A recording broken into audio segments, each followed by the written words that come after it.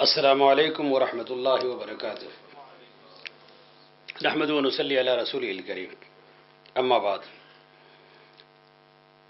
محترم اور محتشم علماء کرام اور قابل صد احترام سامعین، مجھے 12 منٹ کا ٹائم دیا گیا ہے۔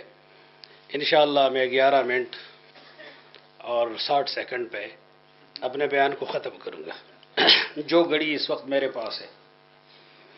میں جمعیت علماء برطانیہ، اس مسجد کی انتظامیہ اور امام عطا اللہ خان صاحب دامت ظلہ کا ممنون ہوں کہ انہوں نے مجھے اس مجلس میں شرکت کی سعادت سے نوازا۔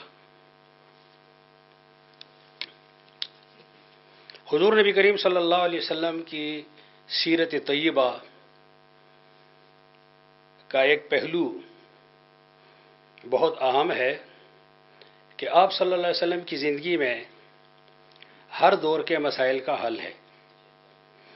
چنانچہ ہر دور میں جو مسائل یا سوالات ہوتے ہیں، اس دور میں مسلمان علماء اور دانشوروں کا یہ فرض بنتا ہے کہ وہ حضور نبی کریم صلی اللہ علیہ وسلم کی حیات طیبہ میں ان مسائل کا حل اور ان سوالات کے جوابات تلاش کریں۔ میں جمعیت علماء برطانیہ اور دیگر علماء سے یہ درخواست کروں گا کہ وہ سیرت کے ان جلسوں میں وقت کے اہم مسائل جو انہیں درپیش ہیں، ان مسائل کا حل حضور صلی اللہ علیہ وسلم کی سیرت کی روشنی میں تلاش کریں۔ میں اگلے چند منٹوں میں آج کے ایک مسئلے کو، جو کہ در حقیقت مسئلہ نہیں ہے بلکہ ایک وہم ہے، اور وہم نہیں بلکہ بدگمانی ہے، اور بدگمانی نہیں بلکہ تہمت ہے، اس کا جواب حضور صلی اللہ علیہ وسلم کی زندگی میں تلاش کروں گا۔ تہمت یہ ہے کہ اسلام ایک ایسا دین ہے جو تلوار کی دھار اور نیزے کی انی پر رکھ کر حلق سے نیچے اتارا گیا ہے، جبکہ حقیقت اس کے برخلاف ہے۔ کہا جاتا ہے کہ اسلام تشدد کا دین ہے، یہ بزور بازو اور قوت کے بل بوتے پہ لوگوں کے اوپر مسلط کیا گیا ہے۔ میرا یہ دعویٰ ہے کہ وہ تلوار کی دھار اور نیزے کی انی نہیں تھی، بلکہ وہ حضور نبی کریم صلی اللہ علیہ وسلم کی سیرت تھی، جو جلوہ گر ہوئی تو اس نے حقیقتوں کی کایا پلٹ کر رکھ دی۔ اس دعوے کی صداقت کو پرکھنے کے لیے ہم حضور نبی کریم صلی اللہ علیہ وسلم کے دور میں مکہ مکرمہ چلتے ہیں۔ آج کا مکہ مکرمہ نہیں، اس وقت کا مکہ مکرمہ۔ تپتی ہوئی زمین ہے اور دوپہر کا وقت ہے اور سخت گرمی ہے اور دھوپ کی تمازت انتہائی شدید ہے۔ ایک بوڑھی عورت گھر بھر کا سامان اپنے سر پر رکھ کر کہیں جا رہی ہے۔ ایک جگہ تھک گئی، تھک کر سامان رکھا تاکہ ٹھیکی لے یا ہمارے ہاں پشتوں میں کہتے ہیں دمہ کرے۔ سامان رکھا، آپ خاموش ہو جائیں، مجھے بولنے دیں، میرے وقت صرف 10 منٹ ہیں اور اس میں آدھا منٹ آپ نے لیا ہے، 12:30، اب میں 12:30 منٹ لوں گا۔ سامان رکھا، جی معافی چاہتا ہوں آپ کریں، معافی چاہتا ہوں۔ تو سامان رکھا اور جب چلنے لگی تو پھر سامان نہ اٹھا سکی، اب کیا کرے؟ اس انتظار میں بیٹھی رہی کہ کوئی آئے اور یہ سامان اٹھا کے اس کے کاندھے پہ یا سر پہ رکھے۔ اتنے میں کیا دیکھتی ہے کہ دور سے ایک نوجوان چلا آ رہا ہے، نورانی چہرہ ہے۔ نوجوان قریب آیا تو بڑھیا سے پوچھا کہ بڑی بی کیا بات ہے؟ بڑی بی نے کہا کہ سامان اٹھا کے کہیں جا رہی تھی، راستے میں تھک گئی، ٹھیکی لینے یہاں بیٹھی ہوں، اب سامان اٹھا نہیں سکتی، وزنی ہے، ذرا یہ اٹھا کر میرے سر پہ رکھو۔ نوجوان نے سامان اٹھایا اور بڑھیا کے کاندھے پہ یا سر پہ رکھنے کے بجائے خود اپنے سر پہ رکھا اور بڑی بی سے کہا کہ مجھے بتاؤ کہاں جانا ہے۔ بڑی بی راستہ بتاتی رہی، نوجوان چلتا رہا۔ ایک جگہ پہنچ کر بڑی بی نے کہا کہ یہ میری منزل ہے، یہ سامان یہاں رکھ دو۔ نوجوان نے سامان وہاں رکھا۔ جب نوجوان جانے لگا تو بڑی اماں نے کہا کہ بیٹا تم بہت اچھے نوجوان ہو، تم نے مجھ پہ بڑا احسان کیا ہے، میں تمہارے احسان کا کوئی بدلہ نہیں دے سکتی، ہاں اس احسان کے بدلے تمہیں ایک نصیحت کرتی ہوں۔ میں نے یہ سنا ہے کہ شہر میں ایک جادوگر آیا ہے، ایسا بلا کا جادوگر ہے کہ جب کوئی جاتا ہے اس کے پاس تو دم پڑنے سے پہلے پہلے اس کے چہرے پہ نظر پڑتے ہی وہ اس کا غلام ہو جاتا ہے، اور اگر بات سن لی پھر تو وہ اس کی مجلس کو چھوڑتا ہی نہیں ہے اور اپنے باپ دادا کے دین کو چھوڑ دیتا ہے۔ میں اپنا دین بچانے کے لیے اور اپنا عقیدہ محفوظ رکھنے کے لیے اس شوہر کو چھوڑ کر باہر آئی ہوں، خیال کرنا کہیں اس جوان پر تیری نظر نہ پڑے، کہیں اس کے پھندے میں نہ پھنس جاؤ۔ نوجوان نے کہا، بڑی بھی، جس نوجوان کی تم بات کرتی ہو وہ نوجوان میں ہی ہوں۔ کہنے لگی، تم ہو؟ یہ ہو نہیں سکتا۔ نہیں بڑی بھی، وہ میں ہوں۔ تو پھر یہ جو تم نے کیا یہ جادوگروں کا کام تو نہیں؟ بڑی بھی، میں جادوگر نہیں ہوں، میں ایک ایسا دین لے کر آیا ہوں جو اللہ کا دین ہے، اور یہ جو کچھ میں نے کیا یہ میرے دین نے مجھے سکھایا ہے۔ اچھا، اگر یہ تیرے دین نے سکھائے تو پھر اس دین میں کیسے داخل ہو جاؤں؟ فرمایا، پڑھو کلمہ لا الہ الا اللہ محمد الرسول اللہ۔ میں عرض کر رہا تھا کہ جب سیرت جلوہ گر ہوئی تو اس نے حقیقتوں کی کایا پلٹ کر رہے تھے۔ آئیے ایک بار پھر چلتے ہیں، مگر اب کے بار مکہ مکرمہ چلنے کے بجائے مدینہ چلتے ہیں۔ نہیں، مدینے کو ذرا مؤخر کر لیتے ہیں، ایک بار پھر مکہ مکرمہ چلتے ہیں۔ میں نے دیکھا کہ وقت تھوڑا ہے۔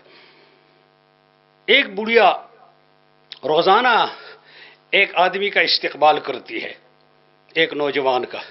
نوجوان ایک گلی میں سے گزر کر حرم میں جاتا ہے، یہ بڑھیا اس کا استقبال کرتی ہے۔ کیسا استقبال؟ ہار لے کر، پھولوں کا گلدستہ لے کر، مرحبا اور خوش آمدید کہہ کر، اہلاً و سہلاً کہہ کر نہیں، گھر بھر کا کچرا ایک تسلے کے اندر جمع کرتی ہے اور جمع کر کے چھت پہ چلی جاتی ہے، اور جب یہ نوجوان وہاں سے گزرتا ہے سارا کچرا اس کے سر پہ انڈیل دیتی۔ نوجوان اپنے کپڑے جھاڑتا ہے، اپنے کپڑے جھاڑتا ہے اور حرم چلا جاتا ہے۔ یہ آنے سے باز نہیں آتا، وہ استقبال کرنے سے باز نہیں آتی۔ ایک دن ایسا ہوا کہ نوجوان وہاں سے گزرنے لگا، اس کا استقبال نہیں ہوا۔ پوچھا، وہ بڑی بھی کہاں ہے جو ہمارا استقبال کرتی تھی؟ لوگوں نے بتایا کہ وہ بڑی بھی آج بیمار ہے۔ فوراً واپس گئے، دروازے پہ دستک دی، دروازہ کھلا، اندر جانے کی اجازت چاہی۔ بڑی بی کے پاس گئے، پوچھا، سنا ہے آپ کی طبیعت خراب ہے؟ تم ہو؟ تم؟ جی ہاں میں۔ تم وہ ہو؟ ہاں ہاں میں وہی ہوں۔ مجھے تو یقین نہیں آتا، میں خواب دیکھ رہی ہوں۔ نہیں نہیں، آپ خواب نہیں دیکھ رہی، میں وہی ہوں۔ لیکن یہ کیا ہے کہ میں تمہارا وہ استقبال کروں اور تمہارا یہ رویہ؟ فرمایا، وہ تو تمہارا کام تھا، میں جو کچھ کرتا تھا وہ تو میرے دین نے مجھے سکھایا ہے کہ اگر کوئی مریض کی عادت کے لیے جاتا ہے تو وہاں اپنے رب کو پاتا ہے۔ میں تو اپنے رب کی تلاش میں یہاں آیا ہوں۔ اچھا، تو پھر تو مجھے اس دین میں داخل کرو۔ گھر کے در و دیوار نے سنا، بڑھیا کہہ رہی تھی، لا الہ الا اللہ محمد الرسول اللہ۔ میں کہہ رہا تھا جب سیرت جلوہ گر ہوئی تو اس نے حقیقتوں کی کایا پلٹ کر رکھ دی۔